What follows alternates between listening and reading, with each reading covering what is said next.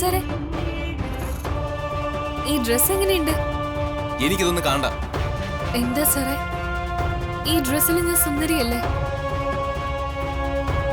എന്നെ കാണാൻ കൊള്ളില്ലേ? ഞാൻ സുന്ദരിയല്ലേ? പറയ സാറേ. നീ സുന്ദരിയാണെന്ന് ആരാ പറഞ്ഞത്? നീയേ രാക്ഷസിയാ, രാക്ഷസി. രാക്ഷസിയോ? സാർ എന്തിനാ എന്നെ വിഷമിപ്പിക്കാൻ വേണ്ടി ഇങ്ങനെയൊക്കെ പറയുന്നത്? നീ എന്തിനാ എന്റെ മുന്നിൽ ഇങ്ങനെ കിടന്ന് വട്ടം ചുറ്റുന്നത്? എന്റെ കൺമുമ്പിൽ ഇങ്ങനെ നിൽക്കാതെ എങ്ങോട്ടെങ്കിലും ഇറങ്ങി പോവോ? സാർ, സാർ എന്തിനാ എന്നോട് ഇങ്ങനെ അവജ്ഞയോടെ പെരുമാറുന്ന? എന്നെ ഒഴിവാക്കാൻ നോക്കുന്ന? ഞാൻ സ്നേഹത്തോടെ സാറിന്റെ മുന്നിലേക്ക് വന്നപ്പോ സാർ ആ സ്നേഹം തിരിച്ചറിയാതെ എന്നെ അവഗണിക്കുകയാണോ? ഞാൻ സാറിന്റെ ആരാ? സാറിന്റെ ഭാര്യയല്ലേ?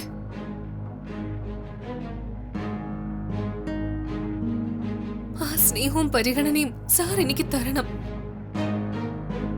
നീ എന്റെ ഭാര്യ ആരാ പറഞ്ഞ? സാർ എന്താ ഇങ്ങനെയൊക്കെ ചോദിക്കുന്നേ? എല്ലാവരുടെയും മുന്നിൽ വെച്ച് സാർ എന്റെ കഴുത്തിൽ താലി കെട്ടിയിട്ട് ഇപ്പൊ ഞാൻ സാറിന്റെ ഭാര്യയാണോ എന്ന് സംശയം? അത് കൊള്ളാലോ. ഞാൻ എന്റെ ഇഷ്ടപ്രകാരമാണോ നിന്റെ കഴുത്തിൽ താലി ഇട്ടത്? ആണോന്ന്? അല്ലല്ലോ. പിന്നെ ഇഷ്ടമല്ലാതെയാണോ എന്നെ വിവാഹം കഴിച്ചത്? അതെ, എനിക്ക് നിന്നെ ഇഷ്ടമില്ലാതെ തന്നെയാ ഞാൻ നിന്നെ താലി ഇട്ടത്.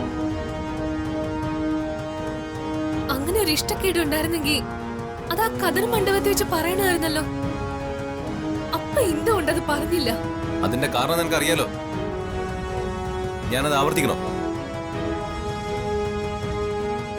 എന്റെ ചേട്ടന്റെ അഭിമാനം നീ കാരണം നഷ്ടപ്പെടാൻ പാടില്ല. അതുകൊണ്ട് മാത്രമാ ഞാൻ നിന്റെ കഴുത്തിൽ താലി കെട്ടിയത്.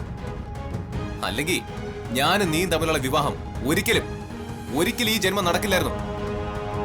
ഇനി അതൊന്നും പറഞ്ഞിട്ട് കാര്യമില്ല. കാരണം എന്തായാലും ശരി, വിപിൻ സാർ എന്റെ കഴുത്തിൽ താലി കെട്ടിയില്ലേ?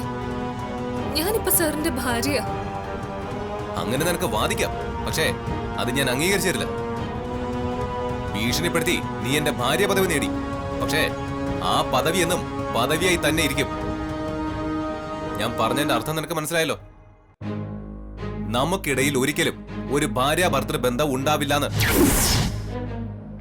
ഒരു കുടുംബ ജീവിതം ഉണ്ടാവില്ലാന്ന്. അതുകൊണ്ട് ഭാര്യ എന്ന അഹങ്കാരത്തോടെ നീ എന്റെ മുന്നിൽ വന്ന് നിൽക്കണ്ട. അങ്ങനെ വന്ന് നിന്ന ഇപ്പൊ ഈ സംസാരിച്ച പോലെ ആയിരിക്കില്ല എന്റെ പെരുമാറ്റം. എനിക്ക് എന്നെ തന്നെ നിയന്ത്രിക്കാൻ പറ്റാതിരിക്കുക. വിപിൻ സർ, പൊക്കോടെ എന്റെ മുന്നിൽ നിന്ന്.